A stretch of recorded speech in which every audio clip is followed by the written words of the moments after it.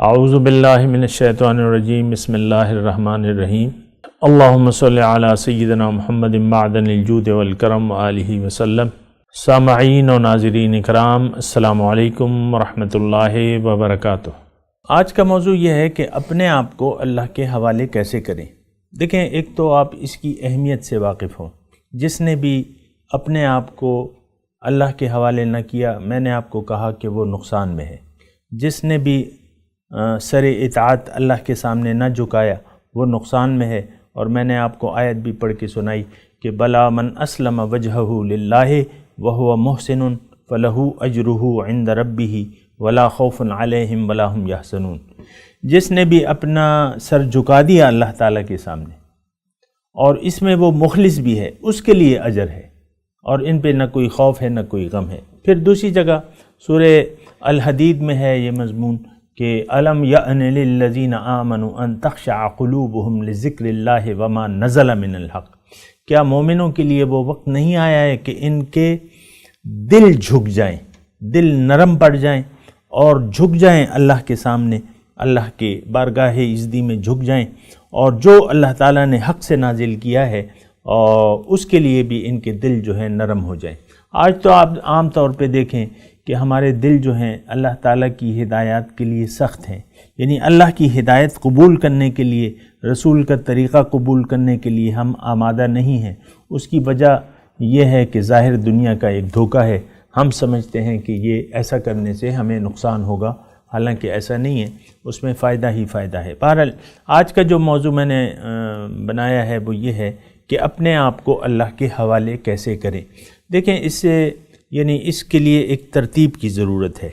ایک ترتیب یہ ہے کہ سب سے پہلے آپ نے اپنے آپ کو پہچاننا ہے، کیونکہ وہ عربی میں آپ نے سنا ہوگا کہ جس نے اپنے آپ کو نہ پہچانا وہ اپنے رب کو نہیں پہچان پائے گا۔ یہ میں نے تھوڑا سا الٹا معکوس ترجمہ کیا ہے نا، اور اصل جملہ یہ ہے کہ جس نے اپنے آپ کو پہچان لیا وہ اپنے اللہ کو پہچان جائے گا۔ تو اپنی پہچان کی بہت زیادہ ضرورت ہے۔ ہوتا یہ ہے کہ اکثر لوگ جو ہیں اپنے آپ کو بھول کے زندگی گزار رہے ہیں، عام طور پہ وہ ان کی نظر میں صرف ظاہر ہی ظاہر ہے۔ تو یہ بات غلط ہے، ایسا رویہ جو ہے نقصان دہ ہے۔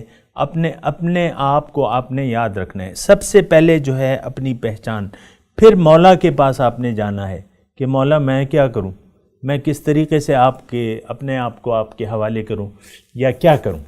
تو پھر مولا آپ کو بتائے گا، رب آپ کو بتائے گا۔ تو وہ رب نے آپ کو بتایا ہے کہ تم میرے رسول کی اطاعت کرو اور میرے رسول سے محبت کرو۔ تو مقامی طور پہ اب یہ ہے کہ یہ آج مثال کے طور پہ جب رسول صلی اللہ علیہ وسلم کی ذات جو ہے حصی طور پہ نہیں ہے، تو ایسی کوئی بات نہیں ہے، پریشانی کی کوئی بات نہیں ہے۔ ہر دور میں وسیلہ موجود ہوتا ہے، ذرائع موجود ہوتے ہیں۔ اللہ کے بندے آج بھی ہیں، اور آپ نے اللہ کے بندے کو پہچاننا ہے، اس سے محبت کرنی ہے، اور محبت بھی شدید محبت۔ دیکھیں، یہ انسان تو وہ عربی میں ایک وہ مقولہ ہے نا کہ مجاز جو ہے وہ حقیقت کا پل ہوتا ہے۔ مجاز سے آپ جاتے ہیں، المجاز قنطرۃ الحقیقہ، مجاز سے آپ نے جانا ہے حقیقت کی طرف۔ انسان کو آپ نے ڈھونڈنا ہے اور اس سے محبت کرنی ہے اللہ کے واسطے۔ بنیادی طور پہ آپ کی ضرورت ہے اطاعت۔ ما خلقت الجن والانس الا لیعبدون۔ اللہ تعالیٰ فرماتا ہے کہ میں نے جن اور انس کو نہیں پیدا کیا لیکن اس لیے کہ وہ میری اطاعت کریں۔ تو اطاعت بنیادی ضرورت ہے۔ اب اطاعت پہلے انسان کی آپ نے کرنی ہے۔ انسان آپ کو اللہ کی اطاعت کا طریقہ بتائے گا اور اس کا حکم بھی دے گا آپ کو۔ پھر نہ صرف یہ کہ آپ نے اس کا کہنا ماننا ہے، لیکن اطاعت محبت کے بغیر نامقبول ہے۔ کیا ہے؟ نامقبول، قبول ہی نہیں ہوتی۔ آپ کو پتہ ہے کہ وہ ہر چیز دنیا میں بھی آپ دیکھیں، ہر چیز جو ہے شوق اور پیار سے ہوتی ہے۔ دنیا میں آپ دیکھ لیں، جو بھی چیز بھی کام، اس کے لیے شوق چاہیے۔ بچہ پڑھ رہا ہے اسکول میں، اگر اس کو شوق نہ ہو تو وہ نہیں پڑھ سکے گا۔ بعض اوقات آپ دیکھیں، ہم جب چھوٹے تھے تو کلاس میں ایک راجا ہوتا تھا ہماری. راجا کیا ہوتا تھا؟ وہ بس اس کو استاد ہمارے کہتے تھے یہ راجا ہے، تو اس کو توجہ ہی نہیں دیتے تھے کیونکہ اس کی دلچسپی نہیں ہوتی تھی. اس کو نہ مارتے تھے، نہ کچھ کرتے تھے، نہ ڈانٹتے تھے، نہ ڈپٹتے تھے. تو وہ راجا نہیں بننا ہم نے محبت سے اور شوق سے اطاعت کرنی ہے. اس محبت کو پانے کے لیے پھر اللہ تعالیٰ نے طریقہ بتا دیا ہے.